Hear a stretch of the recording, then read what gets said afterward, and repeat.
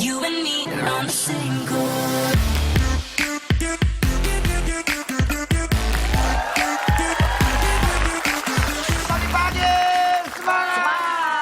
Hadirin sekalian, kita sudah hadirkan kedua peserta kita pada pagi hari ini. Di sebelah kanan saya sudah ada peserta yang pertama, yaitu Givira Foreza. Semua tepuk tangannya. Halo, luar biasa. Dan yang akan menjadi penantang kita pada pagi hari ini, silakan beri tepuk tangan untuk Andre. Thank you. Dan di kali ini kuisnya atau pertanyaan-pertanyaannya itu seputar relationship ya. Oh, ya. Siap. Atau enggak ya? Ya. Ya, langsung saja kita menuju ke pokok masalah ya. Oke. Oke, untuk pertanyaan pertama silakan untuk Bung Julham, silakan untuk videonya. Oh, nggak ada ya, memang nggak ada ya. Bung Julham, pernah nggak sih pas menghadiri acara sekolah anak, tapi malah menjadi pusat perhatian ibu-ibu karena kalian adalah artis? Pernah. Bisa diceritakan kronologi kejadiannya? Pas saya waktu nganter anak saya sekolah, waktu itu pagi-pagi ya, saya kelewat ke gerbang sekolah tuh pernah gitu. Andre gitu. Fansnya.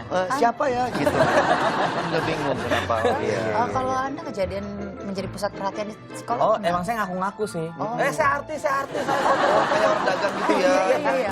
Ada akhirnya yang minta foto aja. Enggak ada. Nggak ada. Mungkin orang Cuman lumayan lah untuk menjadi pusat perhatian. Iya, ya. iya. Emang seneng aja jadi pusat perhatian. Senang.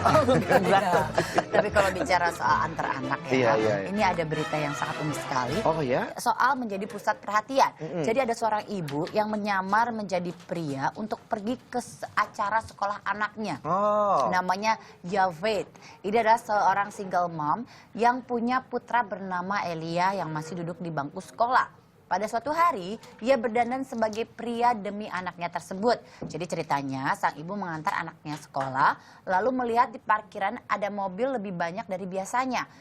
Putranya bilang, ada acara sarapan dengan tema Donuts with Dads. Nah, akhirnya dia kembali pulang ke rumah, berganti pakaian dan mengubah penampilannya dengan topi baseball, kumis palsu, memakai sedikit kolon dan kembali ke sekolah untuk menemui putranya dalam acara tersebut. Papa, kenapa sedih? Kenapa, Pak? Nggak apa-apa, aku ngeliat perjuangan seorang ibu seperti itu ya. Iya. Kita menuju ke pertanyaan kedua, oke? Anda siap ya? Silakan Bung Julham untuk pertanyaan keduanya. Nggak ada, Bu. Itu tadi Julham dulu, Ibu nih. Ada, saya nggak ngerti kenapa Bung Julham hari ini nggak ada ya. Oke, pertanyaannya ya. Pernah nggak nganterin anak ke sekolah tapi kesiangan? Sering.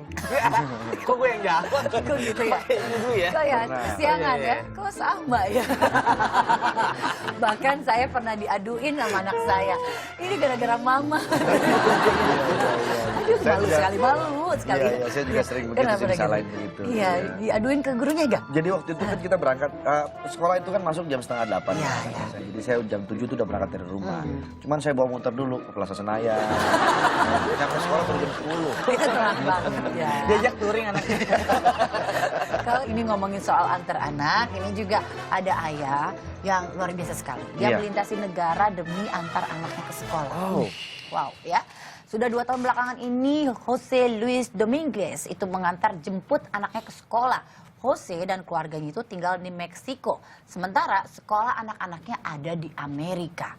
Mau tak mau mereka itu harus hampir setiap berangkat sekolah melewati perbatasan. Wow, perjalanan lintas negara ini rela dilakukan oleh Jose demi pendidikan yang lebih baik untuk anak-anaknya. Ia bekerja di sebuah restoran cepat saji di perbatasan. Nah, jadi membuatnya lebih mudah untuk mengantar jemput anak-anaknya. Terpaksa harus seperti ini karena Jose tidak mampu beli rumah di Amerika. Diantarkanlah anak-anaknya lintas. Yo, so sweet banget Daddy, good Daddy. Hebat, good daddy. Best ever Daddy itu dia. Ya, keren sekali ya untuk Mr. Jose. Ya. Kemudian ada Jos Luis dan Fernando Jose dan juga Maria Guadalupe ya. Udah itu bola ya, tidak lagi. Oke. Itu adalah novela ya. Pertanyaan berikutnya. Pernah nggak Anda nyanyi buat anak? Tolong dijawab pernah atau enggak, yang gak usah pakai nyanyi gitu. Nah, pernah lah, sering lah. Apalagi saya kan vokalis. Iya, ada vokalis. Reza? Oh, Reza mungkin. Enggak ya. Nggak pernah nyanyi buat anak? Masa sih? Kayaknya dia sering sajak kayaknya buat Oke, kenapa sih ada pertanyaan seperti itu, Ya, Nyonya karena Hesti? ini ada anak ini menangis karena suara ibunya sangat Oh, bagus. saya pikir ada anak bertanya pada bapaknya. Itu buat apa-apa berlapar-lapar puasa ya. Oke, di video ini menunjukkan beberapa bayi yang menangis ketika mendengarkan ibunya bernyanyi. Coba kita lihat tayangannya ya.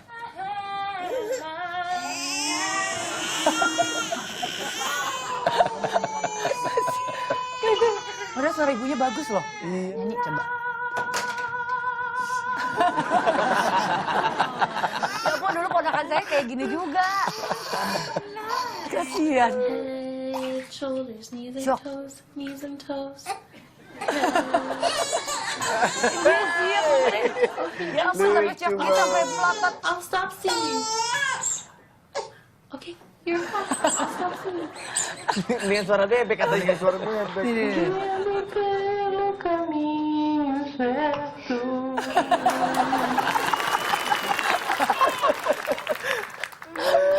Kok jadi itu ya perasaan anak-anak ya? Saya rasa ini pengambilan gambarnya saya tahu nih. Iya, gimana? Jadi dia nyanyi tapi dia pakai topeng serem. Makanya takut ya. Makanya anak takut nangis. Tapi saya pernah nyanyi sama anak-anak saya dan saya nggak pakai topeng serem, tapi mereka tetap nangis Tetap ya. nangis. Nggak mungkin. Nggak mungkin. Pertanyaan berikutnya ya. Pernah nggak ya, kita flashback sebelum menikah mungkin ya. Pernah nggak Anda ditembak sama cewek justru? Oh, sering. Oh, sombong. Pernah nggak? Terus saya jawab, pernah? Pada nggak percaya. Wajah. Iya nih, ngejebak nih. Jadi pernah ya? Pernah dong. Oh, oke. Kapan itu kejadiannya? Siapa namanya? Ya, Sering kalau ya kita, kalau Jebak. saya tuh mungkin saya hitung-hitung ada sekitar Banyak Oh, sekali. banyak. Wow. 1. Kirain udah hitungnya lama ya Pak ya. Kalau saya itu cuma 1. Ya tapi kalau memang cewek-cewek tuh seneng ngomong suka gitu. Sama. Tapi ya gue Biasa aja. Gue nggak, Mungkin gue karena diemin aja, gue pikir itu waktu pas fans aja gitu. pas lagi boomingnya Stinky ya. Nah pas kayaknya waktu itu obatnya belum habis kalau. Gimana juga. Baiklah, kalau ini ngomongin soal tembak-menembak, pria ini menyatakan cinta dengan 999 buah jeruk. Tadi katanya sempat ini, dibahas ya. Iya nih sempat dibahas. Diterima atau enggak nih? Oh, penasaran ya. Nah. Jadi ini ada seorang mahasiswa di Cina yang menembak seorang wanita idamannya dengan menyiapkan 999 jeruk Bali. Ratusan jeruk itu kemudian dibentuk menjadi lambang hati. Oh. Tapi ternyata sudah effort yang luar biasa ini, sang gadis menolaknya. Ya, setelah ditolak, dia meminta si gadis itu untuk jeruknya jangan dibawa lagi. Oh. Biar orang-orang yang lewat ngambil ratusan jeruk tersebut. Ya ampun. Udah mendingan ini kita langsung aja, ada yang mau curhat nih buat Oke. sahabat pagi nih. Oke, silakan sahabat pagi yang mau curhat. Siapa ini? Halo.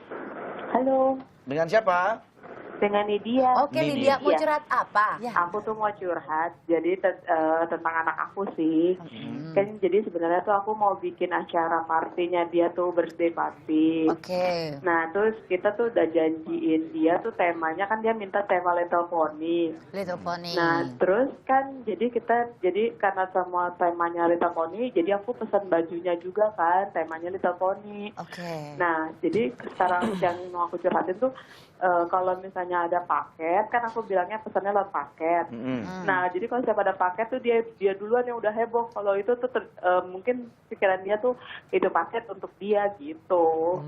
Jadi dia tuh yang udah heboh gitu. Kalau misalnya ada paket gitu, langsung dia yang Buka. keluar gitu kan, berharap itu Little di Pony. baju Little Pony-nya itu. Iya, iya. Coba iya. bisa mungkin dijawab gitu. Kalau begitu jangan dikirimin paketnya. ditungguin Pak. Mungkin kalau saran dari saya ya, jadi sebelum masuk ke rumah, Mbak jagain di depan pintu setiap Iya, hari. iya, Ya. iya, betul. Gitu Iya, loh. Pak. Jadi sebelum anak Gimana? datang, Diduluin ya, diduluin. Harus gitu. duluan. Harus duluan. Harus Jadi duluan. kalau perlu aku telepon si tukang paketnya, Mas, kamu mau antar kapan gitu? Ya. Nah, itu lebih pasti. Ya, Tahu kalau- kepastiannya. Aku punya ide lebih bagus. Ide yang lebih ini brilian banget ya. Daripada paket itu diantar ke rumah, mendingan ambil sendiri. Coba Mbak ikut kejar paket deh. Pasti mudah-mudahan paketnya kejar ya. Cek ya. Makasih ya ya Mbak Nidia ya. Oke, sama-sama Iya. Pak untuk Kadang-kadang saya juga, sarannya. iya. Dia ngapain minta saran kalau pertanyaan yang kayak begitu ya? Ini juga kadang-kadang ya. Tapi ya, oke, menghibur lah, cukup menghibur. Pernikahan dulu temanya apa, Jama istri Ja?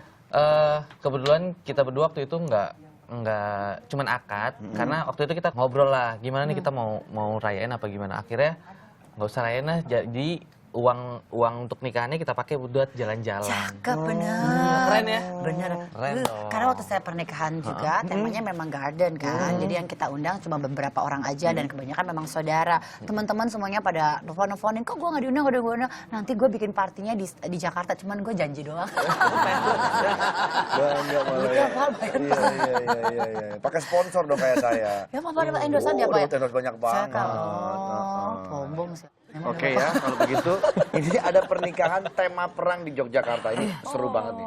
Ada satu acara pernikahan yang unik di Yogyakarta. Sebagian tamu undangan yang datang berdandan seolah-olah dia akan perang. Keren banget. Jadi menggambarkan perjuangan para pejuang terdahulu Indonesia ketika berperang melawan penjajah. Ini di Jogja nih. Jogja kita lihat. Gemuruh suara meriam dan senapan seketika memecah keheningan. Bom berjatuhan dan hujan peluru siap menyambar. Seolah tak ada ampun, para penjajah memburu dan menindas siapa saja yang berusaha melawan. Korban pun terus berjatuhan. Meski dengan peralatan seadanya, para pejuang tetap gigih membela negara, mengusir penjajah demi kemerdekaan Indonesia. Meski terlihat nyata, namun adegan perang ini hanyalah rekayasa semata. Penggalan skenario dari pernikahan Adi Wardoyo dan Fresti Wulandari di Sinuadi, Sleman, Yogyakarta. Kedua mempelai sengaja berdandan ala Presiden Soekarno dan Fatmawati lengkap dengan aksesoris kebangsaan. Sementara pendamping pria dan wanita mengenakan busana ala pejuang kemerdekaan. Tak hanya adegan perang, suasana masa penjajahan semakin terasa dengan aneka dekorasi serta kostum yang dikenakan para penerima tamu. Demi kesempurnaan pernikahan dengan tema perjuangan ini, kedua mempelai menggandeng komunitas Rain Aktor Babat Bandayuda Yogyakarta. Sebuah komunitas unik yang menggambarkan reka ulang sejarah perjuangan bangsa. Selamat Lestioro melaporkan untuk NET. Unik, jadi buat pernikahan tuh macam-macam sebetulnya. Konsepnya ya keren Konsepnya juga ya, bisa keren. dipakai tuh. Nih, Ja, saya punya tayangan nih. Kira-kira tebak ini apa yang bercahaya? Itu ya? Ubur-ubur ya? Ubur-ubur ya. Oke, ini sebenarnya adalah cacing. Hah? Cacing? Jangan kemana-mana. Kita akan bahas semuanya setelah yang satu ini. Tetap di pagi-pagi. Semangat!